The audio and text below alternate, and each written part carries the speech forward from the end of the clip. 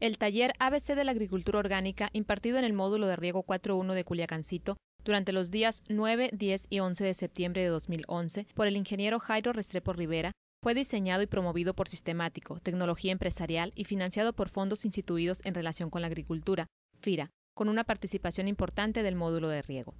El objetivo de este taller es que el participante aprenda a desarrollar las diferentes técnicas relacionadas con la agricultura orgánica. Además de abarcar temas relacionados con el equilibrio ambiental y nutricional, se logrará analizar la participación individual y colectiva dentro de la producción de productos agrícolas y los efectos del uso de agroquímicos. La primera pregunta que nos surge al escuchar este tema es: ¿qué es el ABC de la agricultura orgánica? La respuesta es muy clara. El ABC de la agricultura orgánica es una serie de prácticas diseñadas, experimentadas, ajustadas y apropiadas con los campesinos en América Latina que se utiliza para llevar a cabo las labores de preparación, cultivo y cosecha de nuestros productos agrícolas. Durante el evento, un total de 65 productores aprendieron a elaborar las diferentes agrotecnias como lo son abonos fermentados, los biofertilizantes fermentados a base de mierda de vaca y los caldos minerales orgánicos, todos ellos realizados con ingredientes de la región. Para conocer más del cómo desarrollarlos, el ingeniero Jairo Restrepo nos explica a continuación los ingredientes para una de las prácticas. 20 costales de gallinaza o de mierda de vacuno o de cerdo, un costal de salvado de arroz, un galón de melaza, 1 kilogramo de levadura, un costal de cisco o ripio de carbón, agua, la prueba del puño. Por cada tonelada de abono que yo hago, puedo colocar 25 kilos de roca fosfórica. Esos son los ingredientes básicos para hacer un abono. Ese abono, con esos ingredientes, se le llamó abono orgánico tipo Boccacci. Los principales ingredientes utilizados para elaborar los abonos orgánicos fermentados tipo Boccacci son: la melaza. Es la principal fuente energética para la fermentación de los abonos orgánicos. Favorece la multiplicación de la actividad microbiológica, es rica en potasio, calcio, fósforo y magnesio y contiene micronutrientes. La levadura, la floresta virgen o manto forestal y Boccacci, estos tres ingredientes constituyen la principal fuente de inoculación para la elaboración de los abonos orgánicos fermentados. Carbón vegetal, mejora las características físicas del suelo, como su estructura, lo que facilita una mejor distribución de las raíces, la aireación y la absorción de humedad y calor. Salvado de arroz. Es uno de los ingredientes que favorece en alto grado la fermentación de los abonos, la cual se incrementa por la presencia de vitaminas complejas en el salvado de arroz. La tierra. En muchos casos ocupa hasta una tercera parte del volumen total del abono que se desea elaborar. Tiene la función de darle homogeneidad física al abono y distribuir la humedad y lograr una buena fermentación. La gallinaza o los estiércoles. Es la principal fuente de nitrógeno en la elaboración de los abonos orgánicos fermentados. Su aporte básico consiste en mejorar las características vitales y la fertilidad con algunos nutrientes, principalmente con fósforo, potasio, calcio, magnesio, hierro, manganeso, zinc, cobre y boro, entre otros elementos. Cascarilla de arroz. Mejora las características físicas de la tierra y de los abonos orgánicos, facilitando la aireación, la absorción de humedad y filtrado de nutrientes. La cal agrícola. Su función principal es regular la acidez que se presenta durante todo el proceso de fermentación.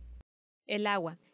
Tiene la finalidad de homogeneizar la humedad de todos los ingredientes que componen el abono. El lugar.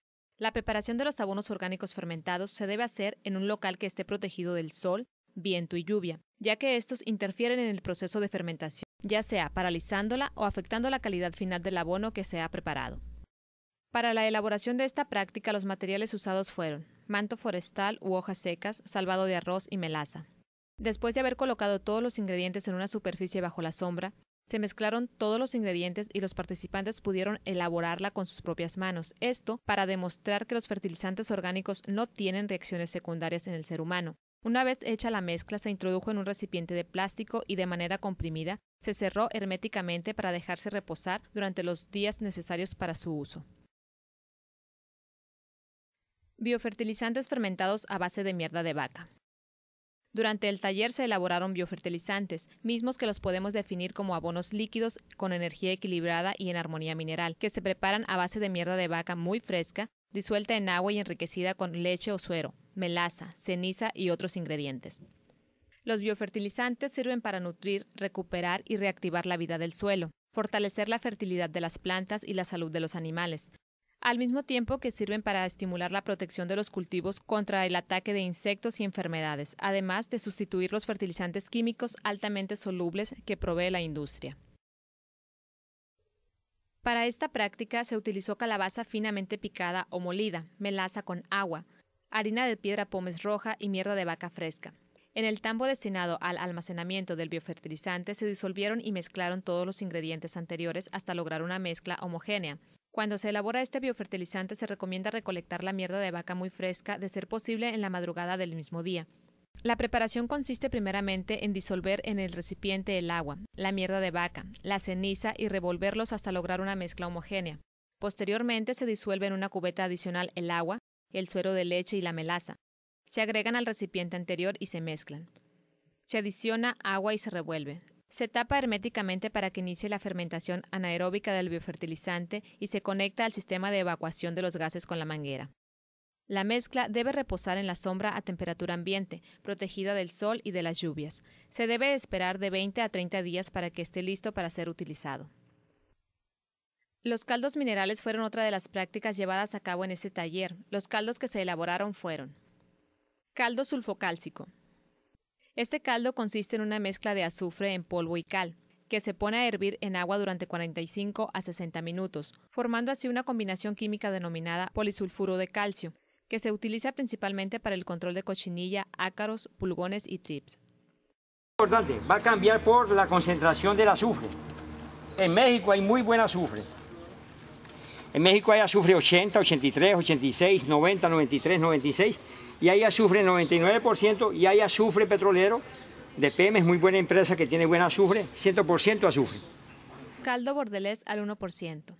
Este caldo contiene los siguientes ingredientes: cal viva o hidratada, sulfato de cobre, 2 recipientes de plástico, un bastón o palo de madera y agua. Su elaboración comienza al poner el agua en los 2 recipientes.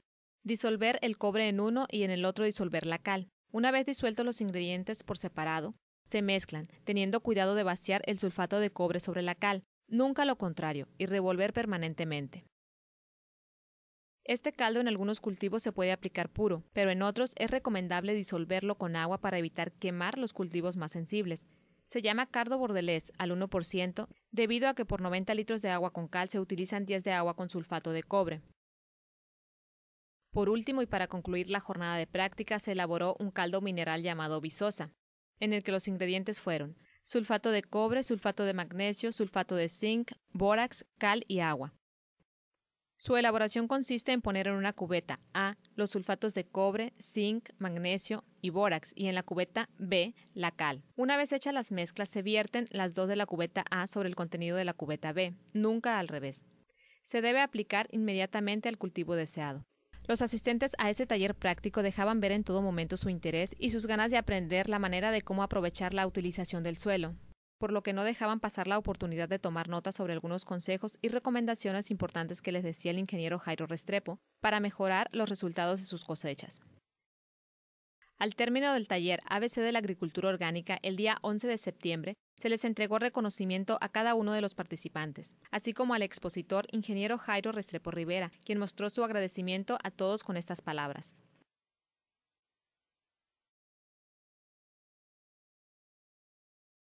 Yo les agradezco inmensamente esto, agradecerles y decirles a ustedes que yo siempre en estos eventos, donde hay productores, hay campesinos, donde hay gente, y la gente que tiene compromisos, gente que sus compromisos están por encima de su economía, es donde me acuerdo mucho de mi abuelo. Mi abuelo fue una persona que murió a los 114 años. Un abuelo que murió consciente, murió muy sano. Mi abuelo siempre me contaba historias, porque tuve la fortuna de que alguien construyera historias, porque alguien las hizo y las construyó como él. Él no pasó por la historia, él hizo la historia. Las universidades que yo he pasado en el mundo, 22, ahí yo no he pasado, yo he hecho historia en las universidades. En las universidades en las cuales yo he entrado, ahí saben por qué he estado ahí. Las universidades que me han expulsado también saben por qué me han expulsado y qué intereses ellos representan ahí. O sea, en las universidades hay un hombre, hay una familia. Mis hijos conocen todas mis historias. Yo siempre que regreso a mi casa, siempre tomo la batuta de mi casa. Hago de comer, sirvo, leo, tomo mis libros y me dedico a la jardinería. Yo de la casa no salgo. Yo en la casa encuentro todo. Para mí, el mayor reposo es la familia. Lo más bello es que yo en las noches espero que mi hijo menor me llame para que le cuente historias a él. A él le gusta que yo le cuente historias. Porque él sabe que andamos construyendo historias. Él sabe que no ando paseando y que no ando de turismo. Él sabe que a mí el turismo no me agrada. Él sabe que no me gustan los museos, porque me gusta ver las culturas vivas, y entonces él siempre me dice que le cuente historias. Siempre que vengo a México, yo construyo historias para él. Y una de las cosas más bellas es que, cuando él comienza a quedarse dormido, yo recuerdo las mismas palabras que mi abuelo me decía: duerme, que mañana hay para contar más. La vida es para hacer las historias infinitas. Y es decirles a ustedes que cuando uno está en este cuento, en esta propuesta, nosotros hacemos infinita la historia de la vida, infinita la construcción de un mundo más bello. Yo recuerdo mucho una historia de mi abuelo. Yo un día estaba en los brazos de mi abuelo y él me decía: duerme, que mañana tiene más historias. Y yo me recuerdo que yo le dije a mi abuelo: termina la historia, abuelo, que es muy bella. Y la historia que mi abuelo me contaba en ese momento era la historia de que me decía que los campesinos cantaban cuando sembraban y cantaban cuando cosechaban. Eso a mí me impresionó mucho, porque cuando yo me recibí como ingeniero agrónomo en el exterior y recibí mi disquetítulo, la universidad no me enseñó el canto de los campesinos para cosechar. La universidad me enseñó el saqueo, el lloro, la masacre y la expulsión de los campesinos. La universidad traicionó el campo. La universidad no tiene compromiso con los campesinos. Cuando yo me recibí con mi título, yo dije: esta universidad no representa la clase social más necesitada. Esta universidad traicionó a los campesinos y entonces ahí me di yo la tarea de volver a dar al César lo que es del César y regresar por esa lucha campesina. Yo no tengo intereses con empresas. Mi interés es para volver a conquistar el canto de los campesinos cuando cosechan. La cosecha, el sembrar, no debe ser riesgos de la vida, debe ser canto alegre. No debe ser lloro, no debe ser viudas. El cultivo, la agricultura debe ser libertad, debe ser el canto. Decirles a ustedes que cuando yo en estos talleres y en lo mínimo encuentro un campesino, eso me da alientos y me da esperanzas. Y es con esa esperanza que yo me voy de este taller. Decirles a ustedes que aquí estamos construyendo el cuento de los campesinos. Decirles a ustedes que México merece un canto de libertad y de campesinos auténticos. Aquí no pueden hacer fiestas las multinacionales con los venenos. Decirles a ustedes que México es de los campesinos mexicanos. Decirles a ustedes que los quiero mucho. Gracias.